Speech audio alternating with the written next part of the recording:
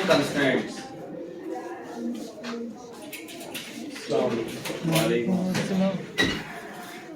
दोनों लेट, दोनों की लेट लगेगी। कंस्ट्रेंट्स क्या होते हैं? ये यूज होते हैं, खामोश, ये यूज होते हैं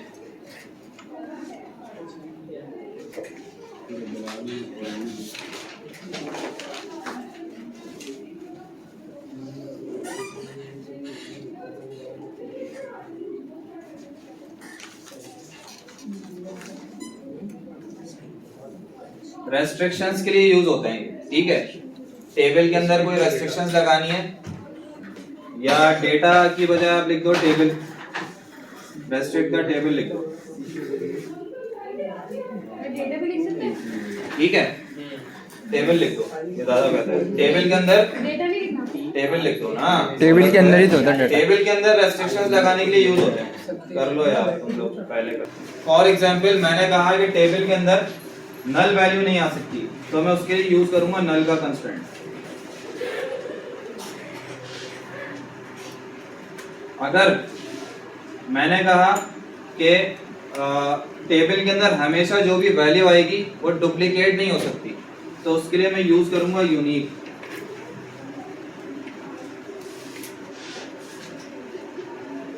अगर मैंने कहा कि टेबल के अंदर बाय डिफॉल्ट वैल्यू सेट कर दो कि अगर कोई यूजर डेटा नहीं डालता तो वो बाय डिफॉल्ट चली जाए, एक वैल्यू मैंने डिफॉल्ट में डाल दी, तो उसके लिए मैं यूज करूंगा डिफॉल्ट।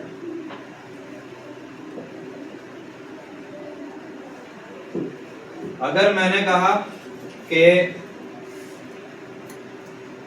आईडी मैं नहीं देना चाहता, जब भी एक यूजर इंसर्ट हो आगे ऑटोमेटिक तो उसकी आईडी ऑटो इंक्रीमेंट हो जाए, मतलब खुद ब खुद आईडी आ जाए उसकी, ठीक है, 1 2 3 4 5, तो उसके लिए मैं यूज करूंगा ऑटो इंक्रीमेंट।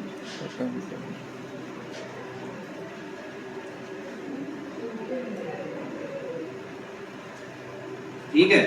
अच्छा, इसके अलावा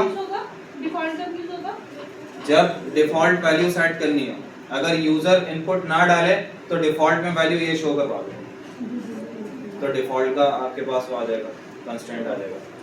अच्छा, इसके अलावा अगर मैंने कहा कि रिक्वायरमेंट लगा दो, एक उसके अंदर कंडीशन लगा दो कि जैसे फॉर एग्जांपल वोट डालने वाले की कंडीशन क्या होती है कि 18 साल से ऊपर है वो तो वोट डाल सकता है, बिल्कुल। तो इस तरीके की कंडीशन लगाने के लिए मैं यहाँ पे कंस्ट्रेंट लगाऊंगा चेक का।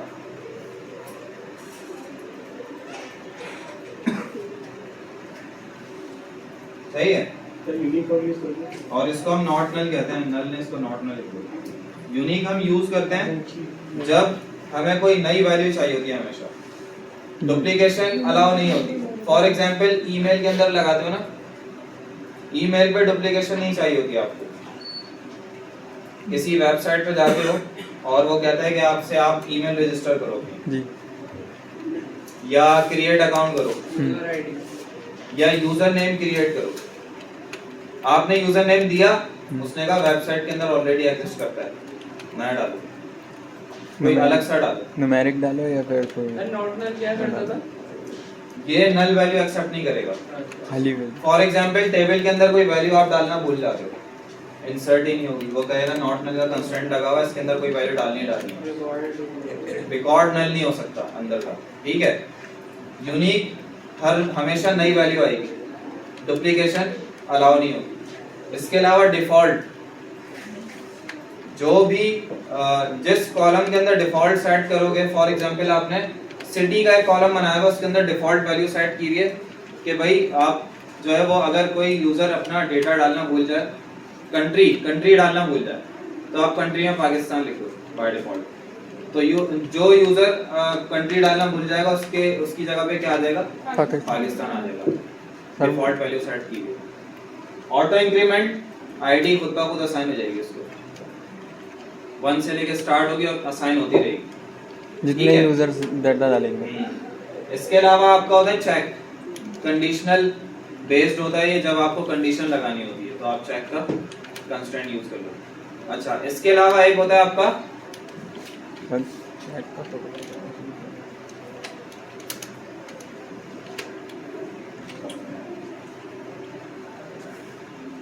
प्राइमरी की, एक होता है फॉरेन की। आपने हो सकता है नाम सुना हो, है ना, प्राइमरी की और फॉरेन की, पढ़ा भी होगा कहीं, पढ़ के भूल भी गए होगे कहीं। की तो वहां क्यों नहीं रहते अभी? आगे आपने बता के प्राइमरी की और फॉरेन फॉरेन की की। दोनों कंस्ट्रेंट है, ठीक है। प्राइमरी की का मतलब है कि भाई हमेशा जो भी चीज होगी प्राइमरी की के अंदर, फॉर एग्जांपल अगर किसी कॉलम को आप प्राइमरी की बना देते हो, ठीक है, तो उसमें दो चीजें, ये दो चीजों से मिलके बनती है। वैसे तो इसका कॉन्सेप्ट आगे आएगा तो जब भी मैं समझा दूंगा, लेकिन अभी समझ लो ये दो चीजों से मिलके बनती है। एक होता है नॉट नल का कंस्ट्रेंट और एक यूनिक। और एक होता है यूनिक। प्राइमरी की जब भी बनेगी तो उसके अंदर दो कंस्ट्रेंट्स आएंगे, एक होगा नॉट नल, एक होगा यूनिक। अगर आप किसी कॉलम को प्राइमरी की असाइन कर देते हो तो उसके अंदर ये दो कंस्ट्रेंट खुद आ जाएंगे, और अगर आप किसी कॉलम को नॉट नल यूनिक दोनों बना देते हो तो उसके अंदर प्राइमरी की खुद असाइन हो जाएगी, ठीक है। और अगर आप ऑटो इंक्रीमेंट बना देते हो जैसे आईडी, तो वो खुद ही प्राइमरी की बन जाएगी, फिर आपको उसको नॉट नल यूनिक देने की जरूरत ही नहीं है। ऑटो इंक्रीमेंट होगी, जब ऑटो इंक्रीमेंट होगी, फॉर एग्जांपल आपने 5 यूजर रजिस्टर किए, आईडी तो आप नहीं दे रहे, सिर्फ यूजर की डिटेल डाल लो। बिल्कुल। आपने टेबल के अंदर यूजर की डिटेल डाली तो एक पहले यूजर को 1 आईडी असाइन हो गई, दूसरे को 2, तीसरे को 3, चौथे को 4 और पांचवे को 5 खुद असाइन हो रही है ना, तो हमेशा नई आईडी आ रही है। ऐसा ही है ना कि पहले वाले यूजर को 1 हुई है तो दूसरे वाले यूजर को भी 1 असाइन हो जाए, तो यूनिकनेस यहाँ से पता चल गई। नॉट नल इसलिए नहीं हो सकती क्योंकि ऑटो इंक्रीमेंटेड खुद ही आ रही है, तो दोनों कंस्ट्रेंट आ गए। जब दोनों कंस्ट्रेंट सेटिस्फाई हो जाएंगे तो क्या बन जाएगी? प्राइमरी की। प्राइमरी की बन जाएगी। ये चीजें गौर से सुन लो और बातें मत किया करो बीच में, आप लोगों के भले के लिए कह रहा हूँ। जब बातें करने का टाइम आता है तो उस वक्त कर लिया करो जितनी करनी हो, लेकिन अच्छे अंदाज में स्लो, कि लगे कि पढ़ने लिखने वाले बच्चे हैं, तमीज़दार बच्चे हैं, ठीक है। और जब लेक्चर का टाइम हो तो उस वक्त नहीं किया करो बात, क्योंकि आपकी आपस की जो एक फजूल बात है ना, उसकी वजह से आपकी इतनी बड़ी नॉलेज आपके ध्यान से निकल जाएगी, फिर आप बार बार मेरा ही दिमाग खराब करोगे। वैसे ही नाश्ता करके नहीं आता हूँ और हजम करवा दोगे रात का खाना। और ये आपका इन फ्यूचर जब आप कंप्यूटर साइंस लोगे तो लाजमी कह रहा हूँ डेफिनेटली आएगा आपके पास, तो उस वक्त बड़ी हेल्प करेगा। ये पढ़ रहे हैं अभी, इनके पास आ चुका है डीबीएमएस का पूरा एक कोर्स है भाई, डीबीएमएस का, डेटाबेस मैनेजमेंट सिस्टम का, तो वहाँ यही सब सिखाया जाता है। या आप पूरा प्रैक्टिकल करके देखोगे, वहाँ पे थ्योरेटिकल आएगा और प्रैक्टिकल भी आएगा। 20 नंबर की लैब भी होती है इसकी, उसमें आपको टेबल के साथ ही खेलना होता है, तो वहाँ आप खड़े होकर बता सकते हो कि मैं ये काम करता हूँ प्रैक्टिकल। इस वजह से मैं आपको इतना डीपली समझा रहा हूँ, वरना मेरा कोई काम नहीं है यहाँ लिखने का, मैं यहाँ पे आके प्रैक्टिकल समझाऊँ खत्म। लेकिन मेरा स्टाइल थोड़ा ऐसा, पहले मैं क्लियर कर देता हूँ थ्योरी, उसके बाद प्रैक्टिकल समझाता हूँ, ताकि आपकी एक पिक्चर बन जाए दिमाग में, फिर यहाँ पे आप जब परफॉर्म करोगे तो आपको और क्लियर हो जाए। डेटाबेस को इसी तरीके से समझाना चाहिए ताकि एक तमीज के दायरे में आपको थ्योरी के साथ साथ समझ में आ जाए प्रैक्टिकल, वरना डायरेक्ट प्रैक्टिकल आप लोग परफॉर्म करोगे कुछ भी समझ में नहीं आएगा। तो ये तमाम चीजें समझ में आ गई, कोई मसला तो नहीं है कहीं इसमें? कंस्ट्रेंट हमने देख लिया, ठीक है। अच्छा, फॉरेन की रहेगी। फॉरेन की में क्या होता है?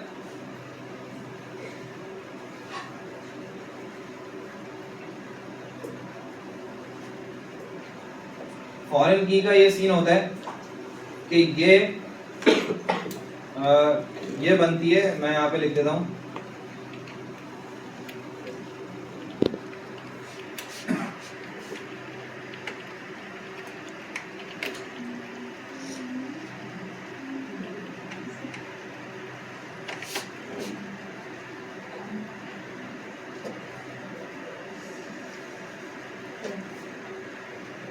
क्या समझ में आया? अच्छा, प्राइमरी की के रेफरेंस से बनती है। अगर एक टेबल के अंदर प्राइमरी की बनी हुई है ना, तो उसी टेबल का रेफरेंस वही कॉलम दूसरे टेबल में आप बनाओगे तो वही कॉलम क्या बन जाएगा, फॉरेन। फॉरेन की बन जाएगा। अच्छा, फिर आप दोनों टेबल के अंदर से डिटेल्स को फैच कर सकते हो। एक टेबल के अंदर प्राइमरी की बनी हुई है, एक टेबल बना हुआ आपका यहाँ पे,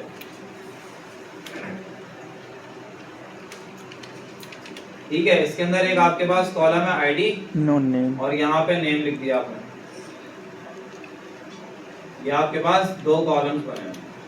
आईडी के अंदर आपके पास आ रहा है 1 2 3 4, यहाँ पे नेम लिख दिया आपने कुछ भी,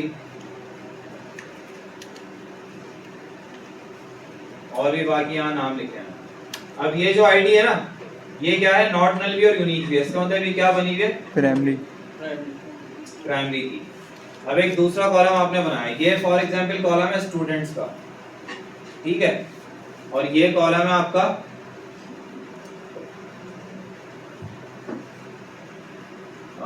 कोर्सेज का। ले लो इसे, सी को इग्नोर करना, ऊपर लिखा नहीं जा रहा।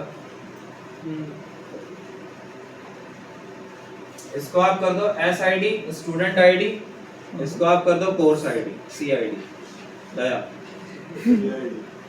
और इसको कर दो सी नेम, दया। इसको एस नेम कर देना। अच्छा, अब इसके अंदर भी आपके पास 1 2 3 इस तरीके से आ रही है आईडी। अब ये जो आईडी है ना, ये प्राइमरी की है, लेकिन यही कॉलम मैंने यहाँ भी रखा हुआ है। तो इस वाले कॉलम के अंदर इसके रेफरेंस से हम इसको असाइन करेंगे, इसको हम फॉरेन की बनाएंगे। तो इसको फॉरेन की बनाने के लिए किसका रेफरेंस दूंगा मैं, इसका रेफरेंस दूंगा। तो ये इसके रेफरेंस से फॉर्म हो रही है इसके अंदर, ठीक है। तो इसलिए हम इसको क्या कहेंगे, फॉरेन की। ये प्राइमरी की नहीं होगी, प्राइमरी की हम किसी और कॉलम को बना सकते हैं। लेकिन अगर मैंने सिमिलर ऐसे ही टेबल ऐसे ही कॉलम इसके अंदर रखा हुआ है ना, तो वो क्या कहलाएगी, फॉरेन की कहलाएगी। मतलब अगर इन फ्यूचर जब मुझे डिटेल्स को फैच करना हो, फॉर एग्जांपल मैंने कहा कि भाई इस वाले टेबल के अंदर स्टूडेंट्स की डिटेल आ रही है ना, तो मैंने कहा अली किस कोर्स के अंदर एनरोल हुआ होगा।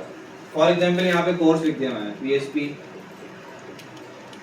जावास्क्रिप्ट और DBMS, ठीक है। ये 3 कोर्सेज लिखे हैं। मैंने कहा कि भाई ये अली किस कोर्स के अंदर एनरोल हुआ होगा, तो आप क्या कहोगे, PHP। अब ये PHP आएगा कैसे उठ के, इस प्राइमरी की को मैच करवाएगा फॉरेन की से, ठीक है। जहां जहां ये फॉरेन की मैच करेगी प्राइमरी की के साथ, वो कोर्स उठ के आ जाएगा। फॉर एग्जांपल यहाँ मैंने 1 लिख दिया, तो अब कितने कोर्सेज में एनरोल हुआ है, 2 में, 2 कोर्सेज JS में। और तो यहाँ पे प्राइमरी की और फॉरेन की क्या हो सकती है, इसका मतलब आपको पता चल गया डुप्लीकेट हो सकती है। प्राइमरी की में डुप्लीकेशन अलाउ नहीं है, क्योंकि प्राइमरी की का हर रिकॉर्ड क्या होता है, यूनिक होता है, not null and unique, not null और यूनिक, ठीक है। और ये फॉरेन की जो है, ये क्या है आपकी, डुप्लीकेटेड है, डुप्लीकेशन अलाउ हो सकती है, डुप्लीकेटेड है। अच्छा, डुप्लीकेशन को और क्या कहते हैं हम, और क्या कहते हैं बताएं। आप अगर नाम सुनोगे तो आपको एक नाम बहुत सुनने को मिलेगा डेटाबेस के अंदर,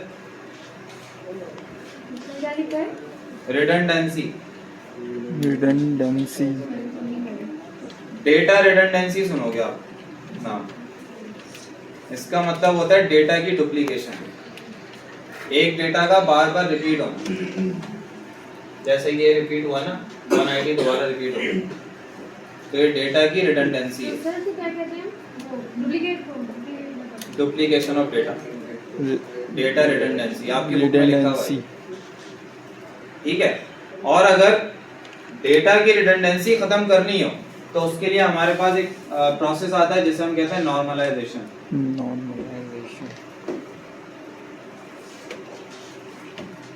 डुप्लीकेशन खत्म करनी हो तो डेटा की डुप्लीकेशन खत्म करने के लिए ये प्रोसेस आता है हमारे पास नॉर्मलाइजेशन। तो सर अब इसके अंदर आपके पास नॉर्मल फॉर्म्स बनती हैं, first normal form, second normal form, जिसे हम कहते हैं 1NF 2NF 3NF BCNF, ये सारे इसके नॉर्मलाइजेशन के तरीके हैं, स्टेप्स।